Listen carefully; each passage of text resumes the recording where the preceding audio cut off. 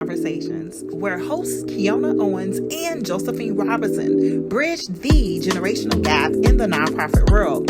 Each episode dives deep into topics that bring diverse ages togetherness, sparking innovation, understanding, and collaboration. Through engaging interviews and dynamic discussions, Intergenerational Conversation explores how different generations contribute their unique perspectives to shape stronger, more inclusive nonprofit communities. Whether you're a seasoned professional or just starting your journey, join us as we uncover the power of conversations, shared experiences, and collective wisdom across the age. Awesome. Hey, y'all. Welcome. Good evening. Thank you so much for joining us tonight for Intergenerational Conversation. Today's conversation is about promoting intergenerational advocacy. Today we have with us our phenomenal co-host and my community mother, Josephine Robinson, and we have to my right, Antoine Jr. and Pamela Dominguez. Awesome. Welcome. So today we're really going to dive into talking about promoting advocacy, guys. I have a lot of questions, and the first thing I want you guys to do is tell them about yourself. Well, I'm Antoine Seals Jr. I'm a child kid of the south side of Chicago. I'm a Chicago kid, number one. Son of organizers and also the lead steward and co-founder of Grow Greater Englewood, which was established almost 10 years ago by myself and Sonia Harper, who's the mother of Grow Greater Englewood, who's now our state rep, who's championing the state at the with local agriculture across the state. So there's been a lot of great work that's happening. And I'm a freedom fighter, a rebel rouser. What else? I'm a father, a husband. So I am a Baba. I'm Baba Antoine. So I take on many names, and I am always in the capacity of being a servant leader. Amen. Amen. Who to his left? Yes. Well, right. Right. That's what I was trying to figure out. Which way am I looking? Yes. Well, as I said, I'm Pamela Dominguez. I'm a native Chicagoan. I've spent the majority of my years in the Englewood community. I am a grandparent and a great-grandparent. I'm a mother of two. I have a deceased son now. But I have been in Englewood for, like I said, since 7th grade. Wow. Went to grammar school, high school, and college in Englewood. Wow. And been to different universities. But all of those years, I think from the age of 12, I have worked in the community. My father was the precinct captain, but he didn't do the work. My mother did, and my mother took me. Wow. But I found that I truly enjoyed going out, working with the community, getting resources and bringing them back. And I did that for many years. And then even after I was no longer in that capacity, people still came to me for resources. Mm-hmm. And I found that I truly liked working in the community. I had planned on becoming a teacher. But one day the Holy Spirit said, no, go into social services. You'll be teaching and working with people. Mm-hmm. So I did that for many years. I worked with Southwest Women, working together with Mary McDowell Settlement, and other social service agencies, but also in the community. I started a ministry. I started two. The first was Edify, which was Englewood Drug Intervention for You, which was a Christian-based substance abuse program in my church. And then I went on to do Reborn from Authentic Roots through Imagine Chicago. And I worked with the youth in Englewood for about 7-8 years under that banner. And I've also started the Juneteenth in Englewood, one of the first, having celebrating Juneteenth, and I also do Kwanzaa. And I'm also a founding member of Sisters in the Struggles with Josephine Robinson, and I also work closely with her, Cradle to Success, her and Keona. Yeah. So I've just loved the community, love the people. And, I have a question. One of the things that we are interested in, intergenerational speaking, you said a little bit about your dad. If you could say a little bit about what your dad did and how you got in. And Pam said a little bit about her but how you got into to the importance of intergenerational from you being a recipient of your The legacy. Legacy. That's the word I'm looking for. So the legacy for me, it's on both sides of the family. Okay. My grandmother, who was a True Squad mother. True Squad. Tell me that. So the True Squad were mothers on the South Side who helped desegregate Chicago public schools. Back in the early 60s. Okay. My grandmother from Grenada, Mississippi, Mattie Postel. And several others who helped start Operation Breadbasket and TWO. Okay. So all of those, I come up out of that space of people whose names folks do not know, who are the real worker bees who make things happen. Okay. And then I am Antoine Seals Jr., so my dad is senior. And he spent most of his life initially as a football coach at Hyde Park and Hirsch and Simeon, and so I grew up in that environment as a shorty, and then as the other part of my shortyhood was doing, I was at my after-school program was at Operation Push, and then in about 10 or 11, 12-ish is when the whole the first Harold Washington campaign started. Okay. And my dad was his Southside field captain or organizer, so he was heavily involved in both that campaign and Eugene Sawyer's campaign. Oh, wow. So I was around all of those meetings, all those great people in our city, and those stories, that legacy. So it's so important to, number one, know your history. Yes. And to be able to pass that history on, our legacy. Yes. And for me, I would just end by saying that history is also what saved my tail from falling all the way off into the cesspool of ghetto mania, is what I call it. Oh, wow. That pulled us out in the 90s that wanted to, you know, think of the street code as the way of life, which is not.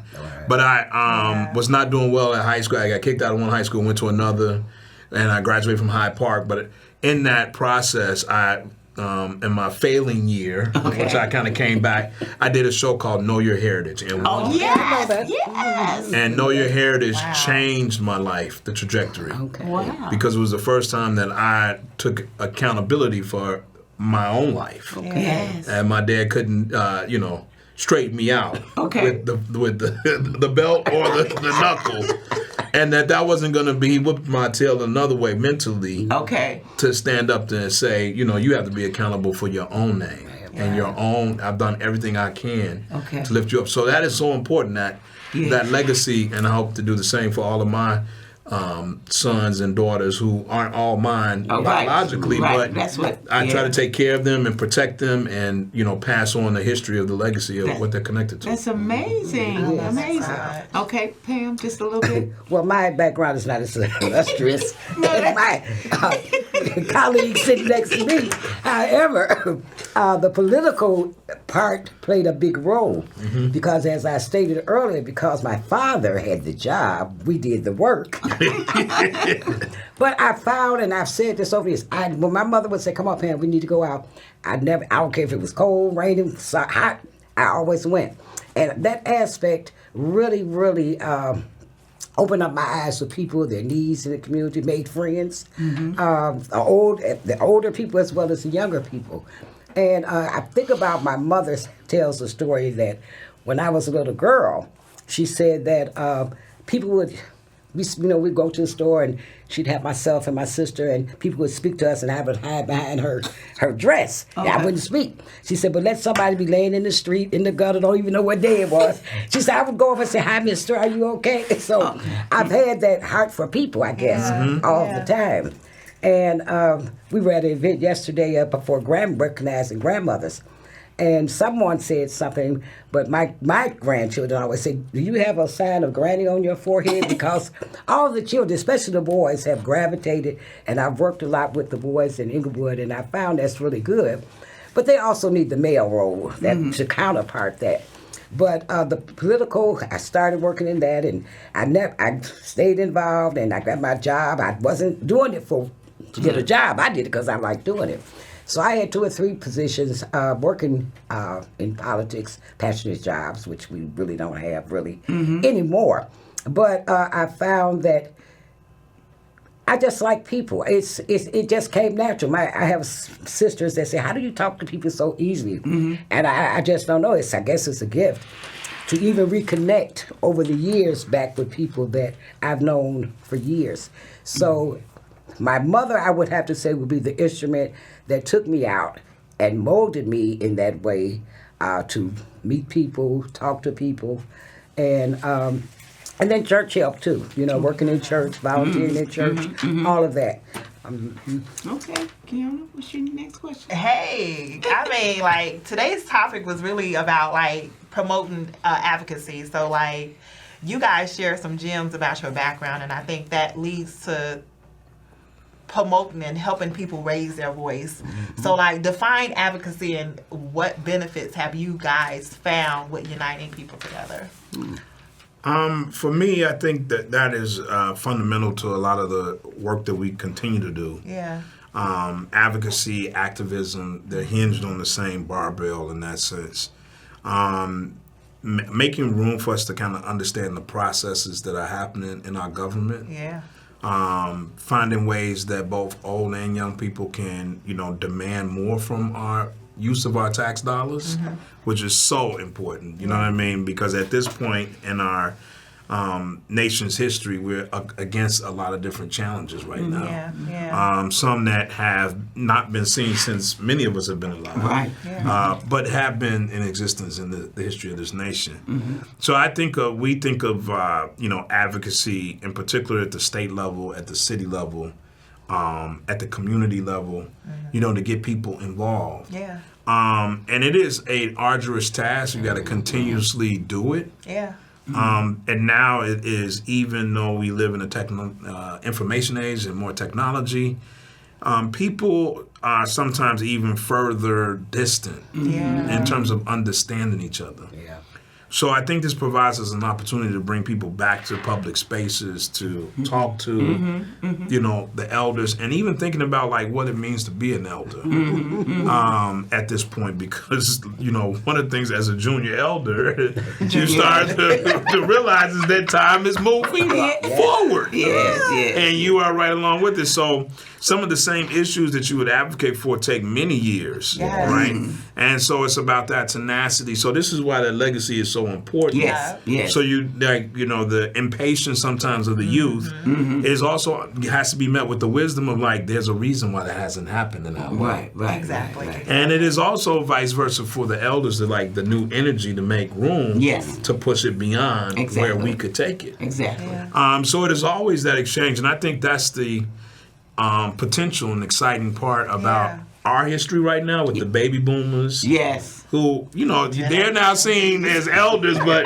in my mind, I still see you all as the Soul Train generation. Yes. Right? The people who had the cool afros. Yes. Us kids who were looking up to you are like, oh, I can't wait to be an adult. Yeah. And now you look like, oh, wait a minute, I'm the one that's, You're right. I'm at that midpoint, right? Yeah, right. So I think having more opportunities to connect with people is so important, to build advocacy campaigns, to be able to challenge, and advocacy kind of propels, and whether it's an issue or also is the backbone of politics. I agree. Pam? I would say, he mentioned something about tenacity and sticking with it. Yes. And I remember several years ago, I was at a gathering, and a gentleman that used to work with the Biblical Parade and the Black Business phone book. Yeah. Oh, yeah. He made a statement, and he said, one of the problems with the Black community is that we're still fighting battles that our parents and grandparents fought. Nothing is resolved. Yeah. Somebody starts, it gets going, but it doesn't stay on that trajectory to keep going. But advocacy is important, and as he mentioned, I forgot all about all this other stuff. But I worked with Service Information Bureau, which was a part of the League of Women Voters. And I would go out and do basic political information training for seniors as well as young adults, because they have to know the process. If you don't know the process, and I've always said, to me, politics is passive. If you're not involved in it, the only time you get involved is when it's the vote. When it's much more. They've taken civics out of the schools, so the children don't have a clue the role of the mayor, the alderman. They don't even know what zip code sometimes they live in. So there are just some things that are missing. And then I worked for a group called Kofi. Oh, yeah. We did parent leadership development training. Yeah. And I went into the schools. I was in homeschool for about 6 years, working with the parents and hoping that they take the information again. Now, I know Kofi is doing fantastic stuff. They were Chicago-based, and they're in St. Louis, they're in Wisconsin, other parts of Illinois, so they're really growing. Citizens Information Bureau. Kofi was something else that came to mind. But that advocacy, working with John Paul Jones, I tell you. Yes, In Englewood, yes. he's pound advocacy. And not only that, what is the other thing he talked about? I can't think of the word right now. But he really promoted that. And we worked, and that's what I was going to say, the Action Coalition of Englewood. Yes. Yeah. We worked there, and we had a viable group. We had an education department. We went to Washington, D.C. We advocated for the community. So it's really essential. And I just wish more people could get involved in that process of being an energetic part of the process. I'm glad you mentioned that. I really wanted to talk about that lead to like coalition building, like leading to uniting communities. How do we get the younger generation to understand the importance of their zip codes? You said something so crucial, which is the kids don't even know what community they live in or what zip code they are residing in. So, like, how do we connect the dots and get them a part of the building? Okay. I think one of the things that Anton has done in his organization, Go Greater Englewood, I see you've got people of all ages that work with you. So you're, in addition to respecting the elders, which is important, but you also have got young people. Because when I go to your market, you've got young people, and Adonis, I don't know. He's young, and he's energetic. And Kids born in the 90s are young. Yeah, okay. So just to think about, and to follow up in terms of how you've done that in your own space, and Pam talks about her work in the community, but her family in terms of what she's done in terms of coalition building and being important in passing, because you're in the sandwich, you and Keona are definitely in the sandwich, but Pam and I, so what do you do in terms of, and you've done, and what I love about both Anton and Pam,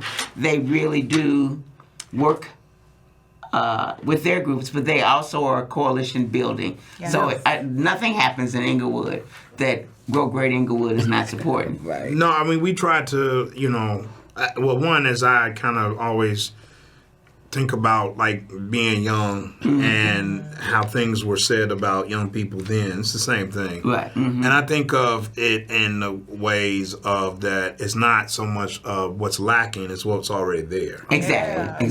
So I often try to watch and guard my own tongue about like what we don't do or what we don't have. Like a lot of our young people are brilliant.